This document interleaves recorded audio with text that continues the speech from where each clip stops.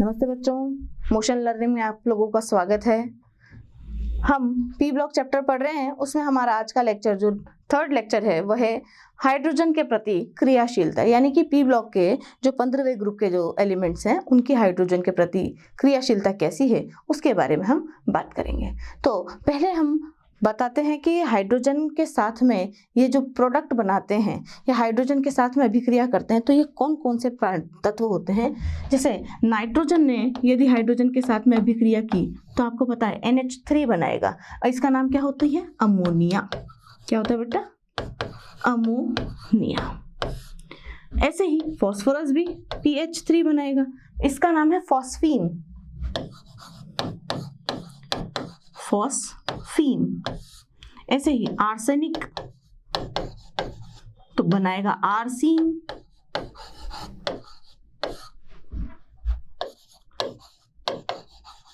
Antimony बनाएगा स्टीबीन। और जो एंटीमनी के बाद है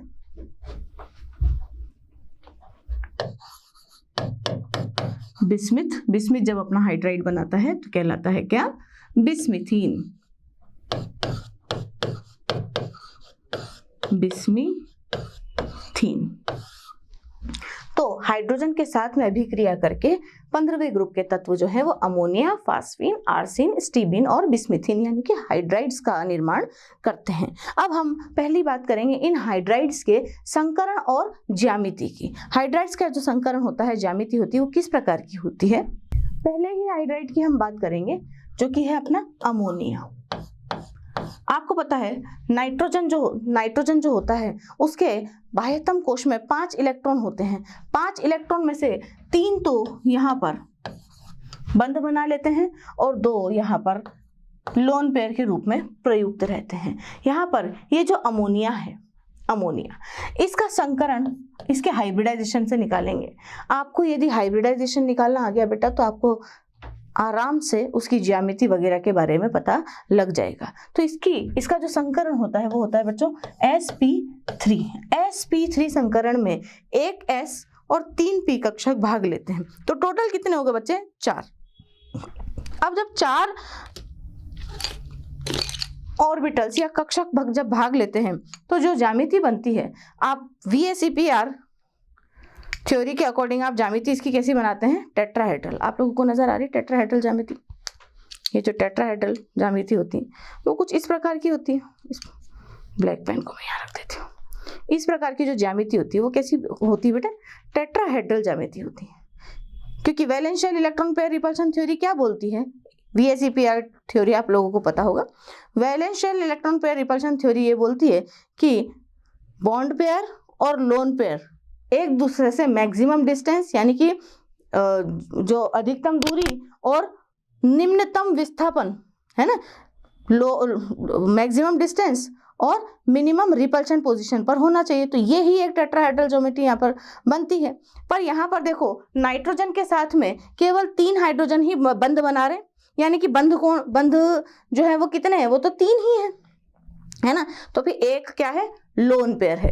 अब एक लोन पेयर है तो लोन पेयर तो अपनी जगह पे है जहां पर इसको व्यवस्थित होना चाहिए टेट्राहेड्रली, वहीं पर व्यवस्थित है। परंतु valence shell electron pair repulsion theory के अनुसार ये लोन पेयर इस बॉन्ड पेयर को प्रतिकर्षित करेगा तो थोड़ा सा नीचे हो जाएगा। ऐसे ही ये भी थोड़ा सा नीचे हो जाएगा और ये पीछे वाला भी थोड़ा सा नीचे हो जाएगा। ठीक है, तो बनने वाली जो ज्यामिति है वो कैसी नजर आ रही है बच्चों? त्रिकोणीय पिरामिडी नजर आ रही है। ट्राइगोनल पिरामिडल, देखो 3 खंभों वाला पिरामिड या 3 भाग वाला, 3 पांव वाला पिरामिड नजर आ रहा है। तो ये जो ज्यामिति बनेगी वो कैसी बनेगी बच्चों? ट्राइगोनल पिरामिडल ज्यामिति कैसी होगी इसकी? त्रिकोणीय पिरामिडी। त्रिकोणीय पिरामिडी इसकी जो ज्यामिति है वो यहाँ पर उपस्थित होती है। त्रिकोणीय पिरामिडी ज्यामिति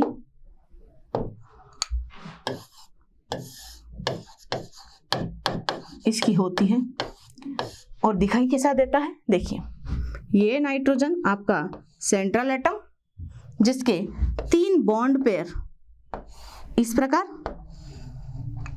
और एक लोन पेयर जो है वो इस प्रकार ऊपर व्यवस्थित होता है। यहाँ एक हाइड्रोजन, यहाँ दूसरा हाइड्रोजन, यहाँ तीसरा हाइड्रोजन। अब देखिए यदि मैं इसका हाइड्रोजन के जो ये बंध हैं यदि मैं इनको मिलाऊं तो यहाँ आपको ऐसा नजर आएगा जैसे एक पिरामिड जो है वो अपने 3 कोनों के साथ में इस तरीके से खड़ा है। तो यहाँ पर जो बंध कोण है, वैसे तो बंध कोण के बारे में हम अगली स्लाइड में बात करेंगे, बट त्रिकोणीय पिरामिडीय ज्यामिति आपको कहाँ से प्राप्त होगी? इस प्रकार के संकरण से, क्योंकि संकरण इसका कैसा होता है? sp3 संकरण होता है।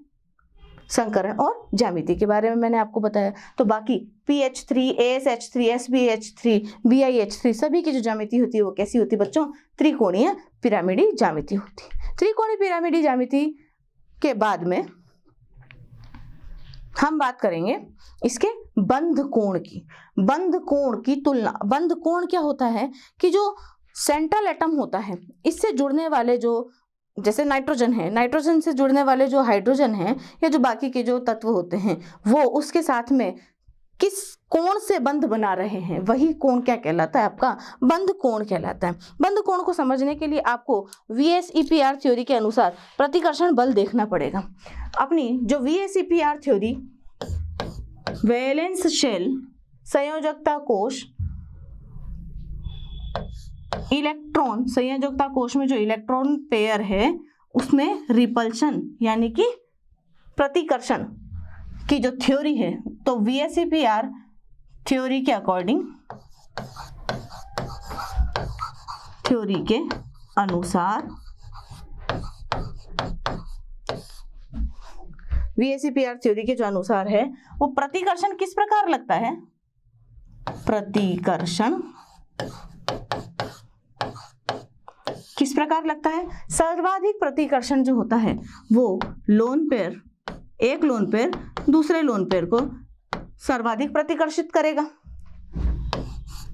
इससे कम प्रतिकर्षण एक लोन पेयर और एक बॉन्ड पेयर के मध्य होगा और सबसे कम प्रतिकर्षण एक बॉन्ड पेयर दूसरे बॉन्ड पेयर को करेगा। यानी कि यदि तुलना की जाए, वैसे तो valence shell electron pair repulsion theory बोलती यही है कि बॉन्ड पेयर और लोन पेयर को मैक्सिमम डिस्टेंस और मिनिमम रिपल्शन पे रखा जाए, अधिकतम दूरी और निम्नतम प्रतिकर्षण की स्थिति पर रखा जाए। तो सर्वाधिक प्रतिकर्षण लोन पेयर में, उससे कम लोन पेयर बॉन्ड पेयर में और सबसे कम जो है वो बॉन्ड पेयर में प्रतिकर्षण होता है। अब यहाँ पर मैं आपको 2 तरह के हाइड्राइड बताती हूँ, 2 तरह के हाइड्राइडों की तुलना करके बताती हूँ। जैसे एक हाइड्राइड मैंने लिया अमोनियम आयन, अमोनिया होती है ये NH3 और एक नाइट्रोजन पे लोन पेयर होता है। ये लोन पेयर भी यदि किसी हाइड्रोजन के द्वारा ले लिया जाए तो बताओ H+ आ जाएगा और इस पर टोटल जो चार्ज है वो कितना आ जाएगा बच्चों? NH4 आ जाएगा। तो ये हो जाएगा अमोनियम। ठीक है, तो अमोनियम के संकरण और अमोनियम के जो त्रिकोण हैं उनके बारे में हम बात करते हैं। कैसे बात करेंगे? देखिए, अमोनियम है, इसका यदि संकरण निकाला जाए तो कितना आता है बच्चों? sp3 ही आता है। ठीक है, और अमोनिया का भी जो संकरण है वो भी कितना आ रहा है? sp3 संकरण यहाँ अमोनिया का भी आ रहा है, परंतु इसकी जो ज्यामिति है वो कैसी है? वो है टेट्राहेड्रल। टेट्राहेड्रल यानी कि चतुष्फलकीय, चतुष्फलकीय ज्यामिति यहाँ पर अमोनियम आयन की होती है। जबकि अभी अभी हमने पढ़ा है कि अमोनिया की जो ज्यामिति होती है वो कैसी होती है? ट्राइगोनल, त्रिकोणीय पिरामिडी, त्रिकोणीय पिरामिडी यहाँ पर अमोनिया की होती है। ऐसा क्यों है? सारा कार्यक्रम इस प्रतिकर्षण का है। देखिएगा कैसे। आप अमोनियम आयन में देख रहे हैं कि सेंट्रल एटम जो नाइट्रोजन है इसके साथ में कितने बंध बन रहे हैं? 4 बंध बन रहे हैं। नाइट्रोजन के साथ में हाइड्रोजन कितने हैं? 4 हैं। यानी कि बंध जो इलेक्ट्रॉन है, बंधित इलेक्ट्रॉन है वो कितने हैं? 4। तो 4 जो है वो इस तरीके से टेट्राहेड्रली अरेंज्ड रहेंगे। देखिए टेट्राहेड्रल यानी कि चतुष्फलकीय रूप से व्यवस्थित रहेंगे, बिल्कुल इस प्रकार से। और सभी के बीच में जो बंध कोण है वो कितना है, 109 डिग्री 28 मिनट का या 109.28 डिग्री का है, इस प्रकार से। देखिए कैसे, अगर मैं इसकी ज्यामिति बनाऊं, यदि मैं इसकी ज्यामिति बनाऊं तो ज्यामिति कुछ इस प्रकार की बनेगी, ठीक है। और एक हाइड्रोजन यहाँ, एक यहाँ, एक यहाँ और एक यहाँ। ये जो हाइड्रोजन के साथ में बंध बना रहा है, ये कौन सा बंध है बच्चों, उपसहसंयोजक बंध, जो एक टाइप का सहसंयोजक बंध ही माना जाता है। यहाँ जो बंध कोण आएगा वो कितना आएगा बच्चों, 109.28 डिग्री का बंध कोण यहाँ पर आया है। और ये चतुष्फलकीय ज्यामिति को चतुष्फलकीय ज्यामिति क्यों कहते हैं, ये भी मैं एक बार बता देती हूँ कि यदि आप इस ज्यामिति को, ये 109 डिग्री 28 है, आप चाहें तो स्क्रीनशॉट लेकर के और कोण नाप भी सकते हैं तो ये जो है अपना चतुष्फलक जो अपन ने बनाया है, इस चतुष्फलक को यदि जैसे गिफ्ट रैप करते हैं उस तरीके से यदि रैप किया जाए तो एक कोना यहाँ, एक कोना यहाँ, एक कोना यहाँ, इसके बीच में आपको एक पन्नी सी नजर आएगी, एक पन्नी इधर नजर आएगी, एक पन्नी इधर और एक पन्नी नीचे की तरफ नजर आएगी। बोलिए आएगी? तो आने के बाद में जब आप देखोगे तो कितने फेसेस नजर आएंगे, कितने फलक नजर आएंगे, 1 2 3 और चौथा फलक, यानी कि 4 फलक नजर आएंगे। इसलिए इसको क्या कहा जाता है बच्चों, चतुष्फलकीय ज्यामिति कहा जाता है। जबकि अमोनिया में, क्योंकि इसकी जगह, इस बंध की जगह पर क्या होता है, लोन पेयर होता है। लोन पेयर होने की वजह से क्या हो जाता है, प्रतिकर्षण हो जाता है, क्योंकि देखो लोन पेयर बॉन्ड पेयर में प्रतिकर्षण अधिक होता है। प्रतिकर्षण अधिक होता है तो ये थोड़ा थोड़ा नीचे सरक जाते हैं। नीचे सरक जाने की वजह से क्या होगा, इनके बंध कोण के मान 109.28 डिग्री से थोड़े कम हो जाएंगे। देखिए इस प्रकार इसकी जो ज्यामिति होती है वो त्रिकोणीय पिरामिडी ज्यामिति यहाँ पर हो जाएगी। अब त्रिकोणीय पिरामिडी ज्यामिति होने की वजह से इस लोन पेयर और बॉन्ड पेयर के प्रतिकर्षण की वजह से,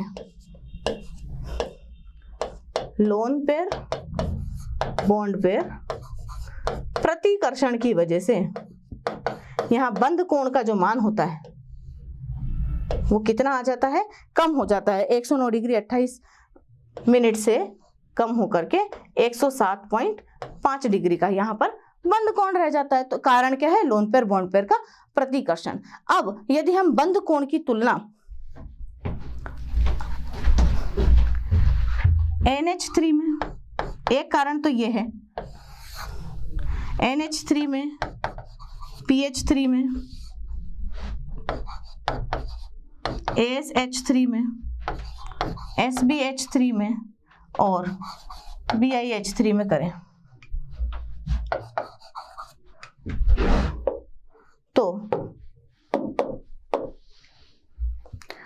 तो सर्वाधिक बंध कोण जो है वो आपको NH3 में देखने को मिलेगा और सबसे कम बंध कोण जो है वो BiH3 में देखने को मिलेगा। इसका कारण क्या है, इनकी इलेक्ट्रॉन नेगेटिविटी का क्रम। क्योंकि इनकी इलेक्ट्रॉन नेगेटिविटी का जो क्रम है, सर्वाधिक इलेक्ट्रॉन नेगेटिविटी किसमें होती है बेटे, नाइट्रोजन में, उससे कम फास्फोरस में। क्योंकि हम जैसे जैसे नीचे की तरफ जाते हैं वर्ग में, इलेक्ट्रॉन नेगेटिविटी का जो मान है वो घटता चला जाता है। इलेक्ट्रॉन नेगेटिविटी का मान घटने का मतलब है कि नाइट्रोजन जो है साजित इलेक्ट्रॉन युग्म को अपनी तरफ ज्यादा आकर्षित करके रखेगा। अपनी तरफ यदि आकर्षण ज्यादा करके रखेगा तो साजित इलेक्ट्रॉन जो युग्म है वो यहाँ आ जाएंगे, ज्यादा पास आ जाएंगे। ज्यादा पास आने की वजह से इन दोनों के बीच में जो प्रतिकर्षण होगा वो ज्यादा लगेगा। जबकि बिस्मिथ जो है, बिस्मिथ का जो इलेक्ट्रॉन नेगेटिविटी है वो बहुत कम है, तो उसका साजित युग्म जो है वो यहाँ इस जगह पर रहेगा और यहाँ तो डिस्टेंस बहुत ज्यादा है। देखो आपको 2D की जगह पे 3D में समझाया जा रहा है। कैसे कि अगर नाइट्रोजन की बात करें तो नाइट्रोजन बंधित युग्म को अपनी तरफ इधर आकर्षित कर लेगा, और यहाँ डिस्टेंस कम है, दूरी कम है। दूरी कम होने की वजह से क्या होगा, प्रतिकर्षण अधिक लगेगा। ठीक है, इसलिए बंध कोण का मान जो है वो अधिक आएगा। जबकि बिस्मिथ का जो इलेक्ट्रॉन नेगेटिविटी है वो कम है, तो बिस्मिथ क्या करेगा, इलेक्ट्रॉन पेयर को यहाँ या यहाँ रहने देगा या बीचों बीच रहने देगा। और यहाँ पर जो है इसकी अपेक्षा यहाँ पास की तुलना में यहाँ पर डिस्टेंस जो है वो ज्यादा है, तो प्रतिकर्षण कम लगेगा। इस वजह से अमोनिया का जो बंध कोण है वो BiH3 से कम हो जाएगा। इसको आप इस तरीके से भी समझ सकते हो, जैसे अमोनिया ने अपने बंधित इलेक्ट्रॉन युग्म को अपने पास में ज़्यादा बुला लिया है क्योंकि इसकी इलेक्ट्रोनेगेटिविटी का मान जो है वो ज़्यादा है, जबकि बिस्मिथ जो है उसकी इलेक्ट्रोनेगेटिविटी इस अमोनिया से या नाइट्रोजन से जो है वो कम है। तो इसका साजित इलेक्ट्रॉन युग्म जो है थोड़ा सा दूर रहेगा तो डिस्टेंस ज़्यादा होने की वजह से यहाँ पर इसकी तुलना में प्रतिकर्षण जो है वो ज़्यादा लगेगा। यहाँ पर प्रतिकर्षण अधिक लग रहा है यहाँ, जबकि अमोनिया में जो बंधित युग्म है उसमें प्रतिकर्षण जो है वो कम लग रहा है। प्रतिकर्षण कम लगने की वजह से इसके बंध कोण का मान अधिक, प्रतिकर्षण अधिक लगने की वजह से अमोनिया में बंध कोण का मान अधिक होता है, जबकि प्रतिकर्षण कम लगने की वजह से बिस्मिथीन का जो बंध कोण है वो अधिक होता है। होप आप लोगों को समझ में आया होगा। लुईस क्षारीय प्रकृति, लुईस क्षार कौन होते हैं? जो लोन पेयर दान करते हैं। लुईस क्षार, वे क्षार जो लोन पेयर दान करते हैं वो क्या कहलाते हैं? लुईस क्षार कहलाते हैं बेटा। अब लुईस क्षार जो जितना जल्दी लोन पेयर दान करेगा वो उतना अच्छा लुईस क्षार, और जो जितना देर से, धीरे से, जबरदस्ती है, मतलब बहुत कोशिश करने पर यदि लोन पेयर डोनेट करता है या दान करता है तो वो उतना ही कम अच्छा क्षार माना जाता है। बोलिए बात समझ में आई? तो लुईस क्षारीय प्रकृति हमारे नाइट्रोजन फैमिली के जो हाइड्राइड्स हैं, अमोनिया, फॉस्फीन, बिस्मिथीन, ये सब इनकी लुईस क्षारीय प्रकृति होती है क्योंकि इनके पास में आपको पता है एक लोन पेयर होता है। ठीक है, अब लोन पेयर होने की वजह से केंद्रीय परमाणु पर, ऐसे लिख देती हूँ मैं, केंद्रीय परमाणु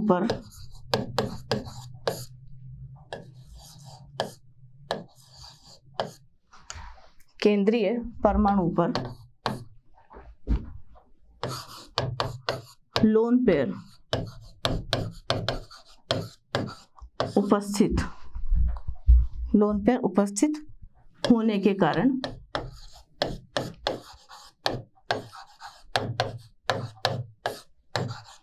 नाइट्रोजन फैमिली के तत्व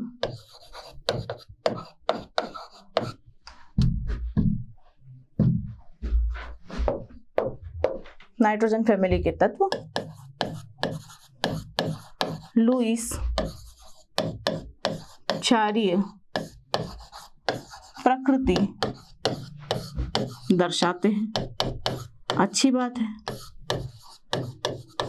लोन पेयर की उपस्थिति की वजह से ये क्या प्रकृति दर्शाते हैं? लुईस क्षारीय प्रकृति दर्शाते हैं। अब लुईस क्षारीय प्रकृति जो है, इनका यदि ऑर्डर बनाया जाए, कैसे? देखो पहले इसको समझो कि लुईस क्षारीय प्रकृति किस प्रकार। ये देखिए, नाइट्रोजन के पास में एक लोन पेयर है, अमोनिया को मैं इस तरीके से लिख सकती हूँ। इसके पास में कोई एक इलेक्ट्रॉन न्यून यौगिक BF3 कैसा है बेटा? इलेक्ट्रॉन न्यून है, यानी कि यहाँ पर बोरोन का जो अष्टक है वो पूर्ण नहीं हो रहा है, तो ये कैसा है? इलेक्ट्रॉन न्यून यौगिक है। इलेक्ट्रॉन न्यून यौगिक जब अमोनिया के सामने आता है तो ये अमोनिया बड़ा दानी हो जाता है और यहाँ पर इस BF3 के साथ में एक सह संयोजक बंध का निर्माण कर लेता है by donating its lone pair. अपने इलेक्ट्रॉन युग्म को दान करके यहाँ पर अमोनिया BF3 के साथ में एक उपसहसंयोजक बंध बना लेता है। उपसहसंयोजक बंध बनाने का मतलब ही यही है क्या कि इसने क्या शो करी है? क्षारीय प्रकृति। और कौन सा क्षार? लुईस क्षारीय प्रकृति। अब लुईस क्षारीय प्रकृति में यदि हम बात करें तो प्रबलता का क्रम यदि हम देखें,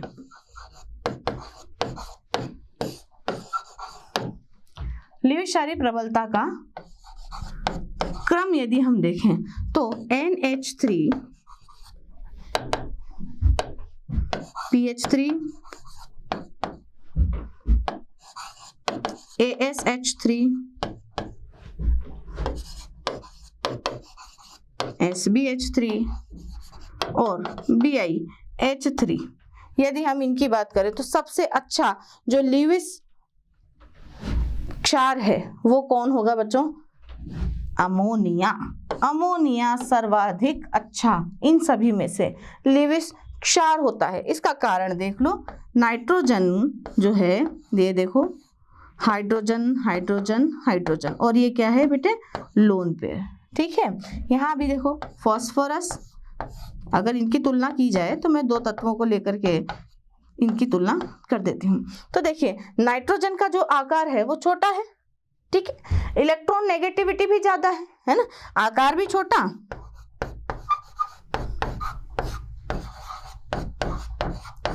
और इलेक्ट्रॉन नेगेटिविटी भी अधिक।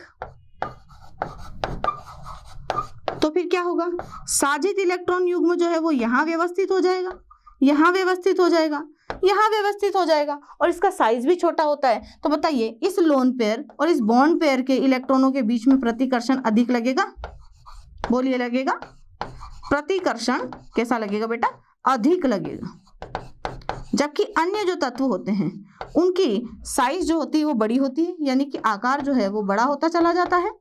आकार जो है वो बड़ा होने की वजह से इनकी इलेक्ट्रॉन नेगेटिविटी में कमी आ जाती है, इलेक्ट्रॉन नेगेटिविटी कम होती चली जाती है। तो साजित इलेक्ट्रॉन युग्म जो है वो थोड़ा सा दूर रहते हैं। तो लोन पेयर और साजित इलेक्ट्रॉन युग्म के बीच में डिस्टेंस बढ़ जाती है, डिस्टेंस बढ़ जाती है तो प्रतिकर्षण कम हो जाता है, प्रतिकर्षण कम हो जाता है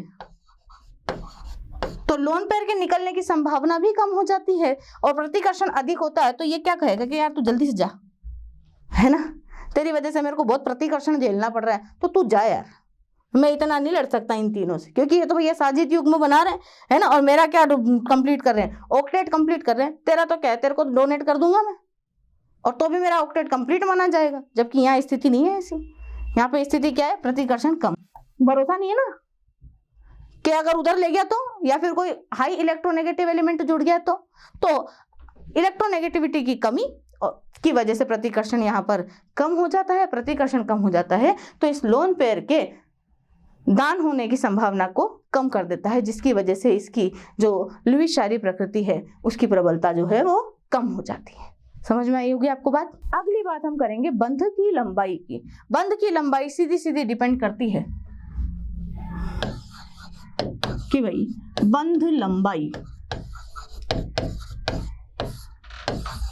डायरेक्टली प्रोपोर्शनल होती है किसके, परमाणु के आकार के, या केंद्रीय परमाणु के आकार के।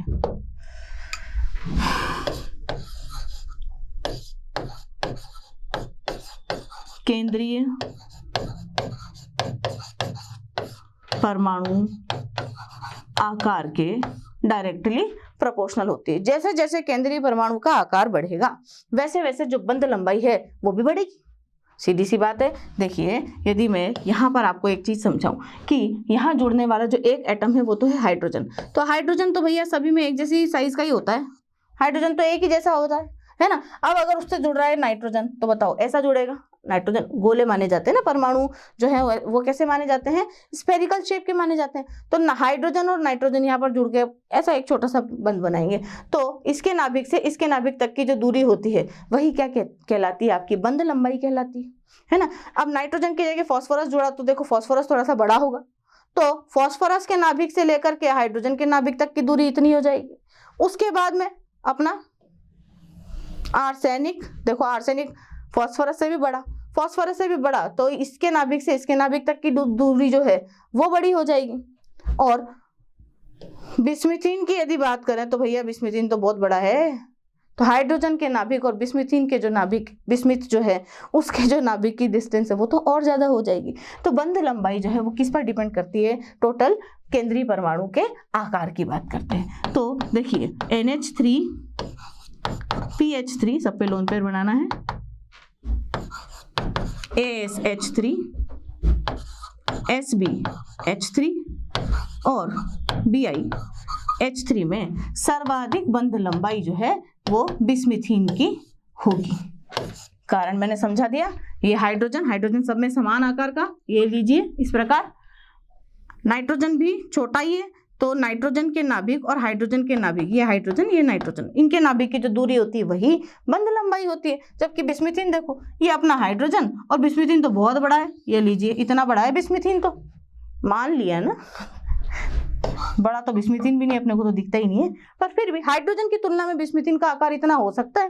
तो हाइड्रोजन के नाभिक और बिस्मिथ के नाभिक के मध्य की जो दूरी है वो इसकी बंध लंबाई है। तो देखो बंध लंबाई बढ़ रही है। समझ में आया आप लोगों को? बंध लंबाई आकार बढ़ने के साथ साथ केंद्रीय परमाणु के आकार बढ़ने के साथ साथ बढ़ती है। बंध वियोजन एंथैल्पी जो है वो क्या होती है? बंध वियोजन एंथैल्पी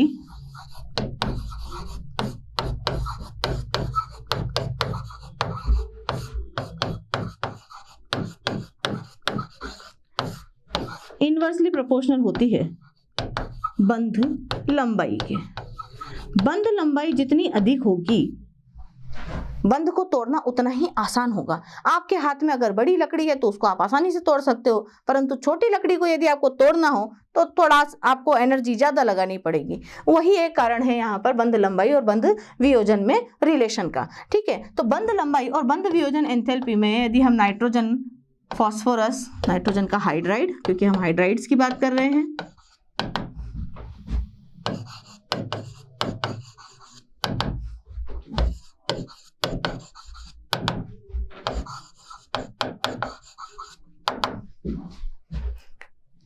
सर्वाधिक बंध लंबाई किसकी होती है बच्चों? बिस्मिथीन की। सबसे कम बंध लंबाई किसकी होती है? इसकी। तो बंध लंबाई सबसे कम, तो बंध वियोजन एंथैल्पी का मान भी सर्वाधिक होता है। बोलिए इतनी बात समझ में आई? जितना बड़ा साइज होगा भाई उसको तोड़ने के लिए उतनी ही कम एनर्जी की आवश्यकता होगी, और जितना छोटा साइज होगा बंध का उसे तोड़ना उतना ही आसान होगा। अगली बात हम करते हैं अपचायक गुण की। अपचायक गुण भी जो है, अपचायक गुण जो है ये भी इनवर्सली प्रोपोर्शनल होते हैं डेल बॉन्ड एच के। ये डेल बॉन्ड एच अभी अपन ने थोड़ी देर पहले पढ़ी है। बंध वियोजन एंथैल्पी, देखिए बंध एंथैल्पी सामान्य रूप से बोला जाता है बंध एंथैल्पी। बंध एंथैल्पी क्या होती है, मैं आपको एक बार दोबारा इस स्लाइड पे ले चलती हूँ। बंध वियोजन एंथैल्पी को ही आप डेल बॉन्ड एच कहते हैं। ये क्या है? एक मोल बंध के बनने के दौरान उत्सर्जित ऊर्जा क्या कहलाती है?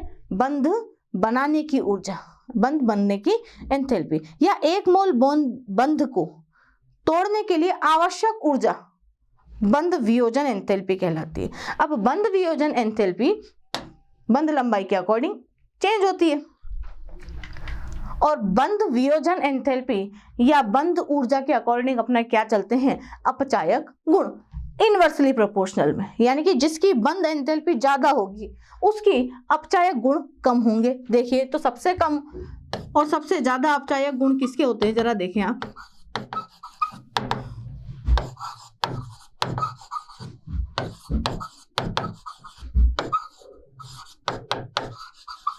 इन सभी में सर्वाधिक बंध एंथैल्पी इसकी सबसे ज्यादा होती, सबसे छोटा साइज इसका, तो सबसे ज्यादा बंध वियोजन एंथैल्पी इसकी। बंध वियोजन एंथैल्पी जिसकी सबसे ज्यादा होती है उसके अपचायक गुण सबसे कम होते हैं। ऐसा क्यों है बच्चों? क्योंकि जिसकी बंध एंथैल्पी ज्यादा होगी वो बंध को आसानी से नहीं तोड़ पाएगा, और जिसकी बंध वियोजन एंथैल्पी सबसे कम होगी वो आसानी से बंध को तोड़ करके हाइड्रोजन को फ्री कर देगा, और हाइड्रोजन जो है वो अपचयन में काम आ जाएगा। ठीक है, यानी कि ऐसे अगर मैं लिखूं राइटिंग में तो वर्ग 15 के तत्वों में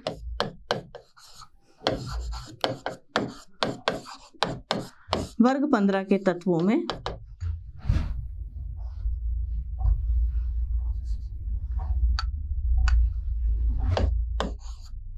वर्ग 15 के तत्वों में BiH3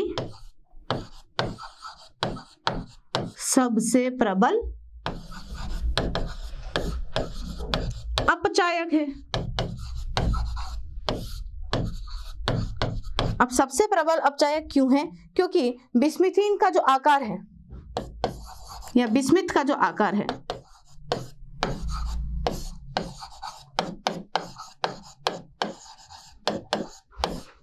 बड़ा होने के कारण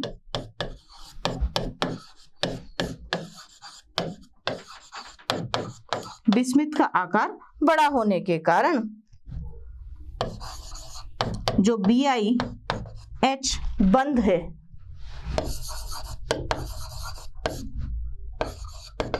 आसानी से टूट जाता है,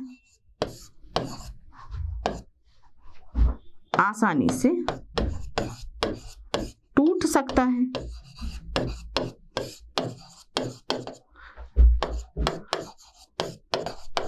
जिसके कारण आसानी से टूटने की वजह से क्या होगा, बंध का विदलन जो है वो सुगमता से हो जाता है, जिसके कारण जो हमें हाइड्रोजन है, जिसके कारण हाइड्रोजन अपचयन हेतु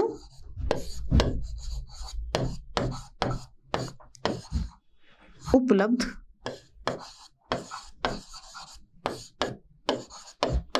होने में सुगमता होती है।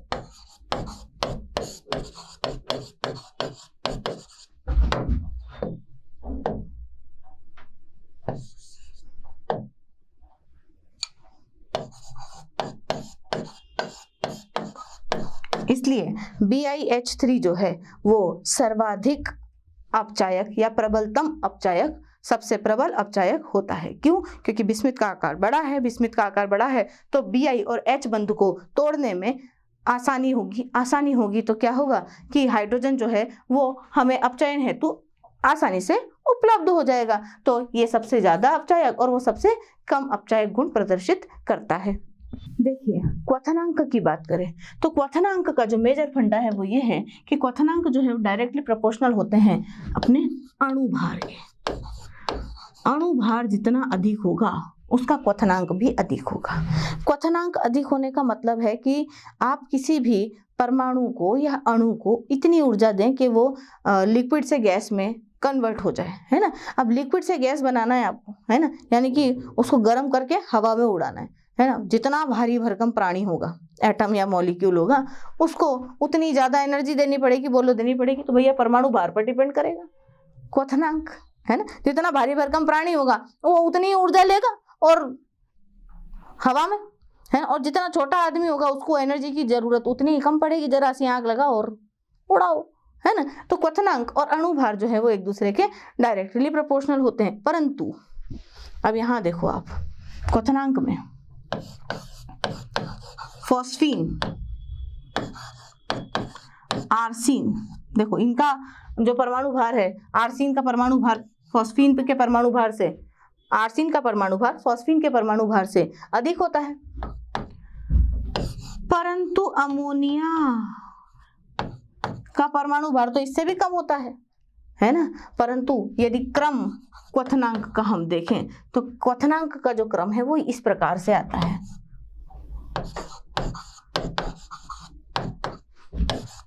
कि सर्वाधिक क्वथनांक किसका, बिस्मिथीन का, और सबसे कम क्वथनांक जो है वो अमोनिया की जगह फॉस्फीन का। इसका कारण क्या है भाई? ये तो गड़बड़ हो गई ना। कोई आप बोल रहे हो मैडम अणुभार बढ़ने के साथ साथ क्वथनांक भी बढ़ रहे हैं, है ना। और जब हमने क्रम बनाया तो क्रम ऐसा ऐसा बन गया, ठीक है।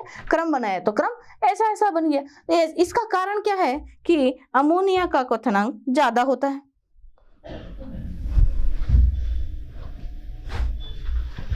कारण देखिए कि पहली बात तो इलेक्ट्रॉन नेगेटिविटी नाइट्रोजन की हाइड्रोजन से सर्वाधिक होती है, बहुत ज्यादा होती है। एक तो इलेक्ट्रॉन नेगेटिविटी में इनका अंतर बहुत ज्यादा होता है। और अमोनिया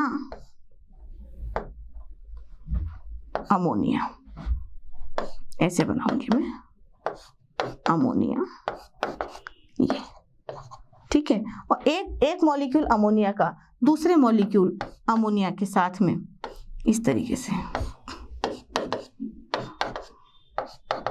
अब बताओ, लोन पेयर है, ये लोन पेयर, ये हाइड्रोजन, दोनों आपस में मिलकर के आपको पता हो कि भाई इसके ऊपर डेल नेगेटिव, इसके ऊपर डेल पॉजिटिव चार्ज आएगा। भाई इलेक्ट्रोनेगेटिविटी में अंतर की वजह से क्या होता है, जो बंधित इलेक्ट्रॉन पेयर है वो किसकी तरफ, नाइट्रोजन के पास जाएगा। तो डेल नेगेटिव इस पे, डेल पॉजिटिव इस पे। इसी प्रकार डेल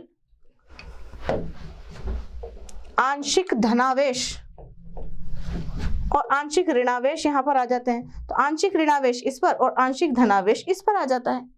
और इस आंशिक धनावेश के का आकर्षण इस आंशिक ऋणावेश की तरफ बढ़ेगा तो बताइए यहाँ पर हाइड्रोजन बंध बनेगा। एक अमोनिया का मॉलिक्यूल दूसरे अमोनिया के मॉलिक्यूल के साथ में आणविक संगुणन कर लेगा। आणविक संगुणन कर लेगा।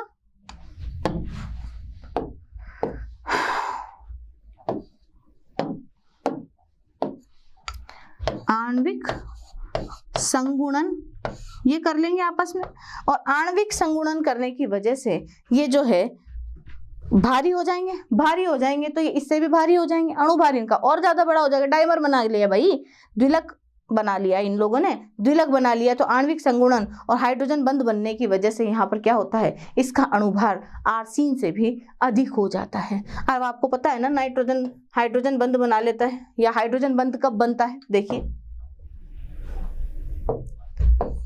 यहाँ पर ये क्या बनाया इसने, हाइड्रोजन बंध बनाया। ये कौन सा बंध है, हाइड्रोजन बंध। और हाइड्रोजन बंध कब बनता है बच्चों, हाइड्रोजन बंध कब बनता है, जब हाइड्रोजन या तो फ्लोरीन से या ऑक्सीजन से या नाइट्रोजन से डायरेक्ट जुड़ा हुआ होता है।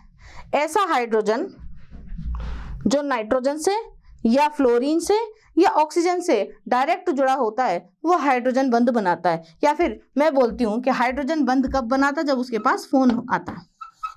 हाइड्रोजन बंध कब बनाता,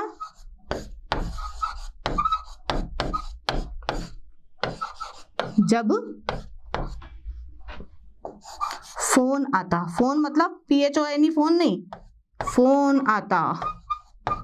जब हाइड्रोजन के पास में फोन आएगा ना तभी वो हाइड्रोजन बंध बनाएगा, वरना वो हाइड्रोजन बंध नहीं बनाएगा। तो यहाँ पर हाइड्रोजन बंध बनने की जो कंडीशन है वो पूरी संभावना यहाँ पर नजर आ रही है। और इलेक्ट्रोनेगेटिविटी की वजह से आंशिक धनावेश आंशिक ऋणावेश भी आपस में एक दूसरे को अट्रैक्ट कर रहे हैं, जिसकी वजह से यहाँ पर आणविक संगुणन हो रहा है। और आणविक संगुणन की वजह से यहाँ पर अमोनिया जो है वो द्विलक का निर्माण कर रहा है, जिसकी वजह से इसका जो अणुभार है वो आर्सीन से भी ज्यादा हो रहा है, इसीलिए इसका क्वथनांक भी ज्यादा हो जाता है। देखिए केमिस्ट्री के बारे में लोगों ने बड़ा भ्रम फैला रखा है कि केमिस्ट्री रटने वाला सब्जेक्ट है और केमिस्ट्री में कई सारे एक्सेप्शन हैं। भैया ये एक्सेप्शन नहीं है बेटा।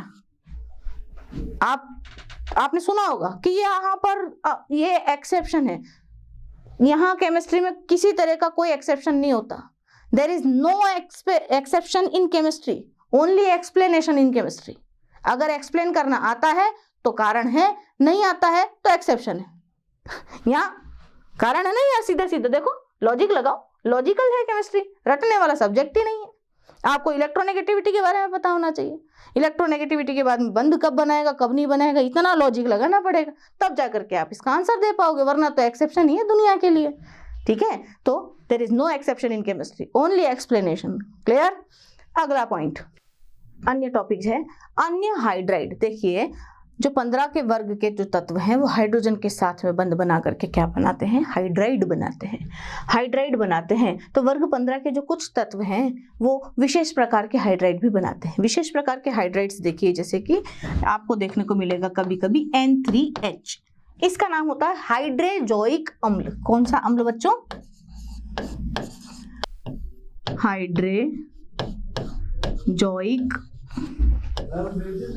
अम्ल। कौन सा अम्ल बच्चों, हाइड्रोजोइक अम्ल। हाइड्रोजोइक अम्ल जो है N3H होता है। इसके अलावा भी एक होता है NH2 NH2, ये भी एक टाइप का होता है और इसका नाम होता है हाइड्रेजीन। हाइड्रेजीन। इसके अलावा P2H4, फॉस्फोरस भी पीछे नहीं है इस फील्ड में, डाईफॉस्फीन।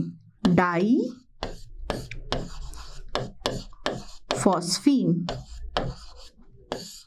और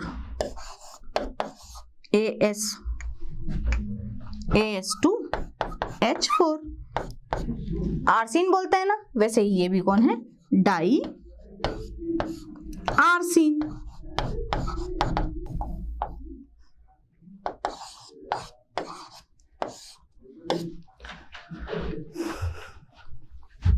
वर्ग 15 के जो तत्व होते हैं वो विशेष प्रकार के कुछ अलग अलग हाइड्राइड भी बनाते हैं, जैसे कि N3H हाइड्रोजोइक अम्ल, NH2NH2 इसको हाइड्रोजीन बोलते हैं, जब ये आगे बंध बनाता है तो रिएक्शंस वगैरह में काम में लिए जाते हैं। P2H4 डाइफास्फीन और AS2H4 डाई आर्सिन, इस प्रकार के कुछ विशेष हाइड्राइड भी यहाँ पर प्राप्त आपको होते हैं।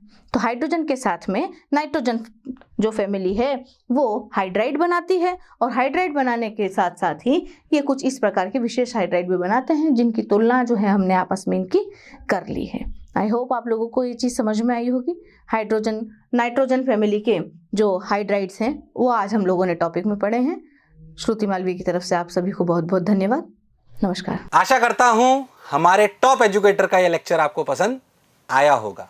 अगर पसंद आया है तो वीडियो को लाइक करिए, चैनल को सब्सक्राइब करिए और शेयर भी करिए, क्योंकि ज्ञान बांटने से बढ़ता है और सही बताऊं तो पुण्य भी मिलता है।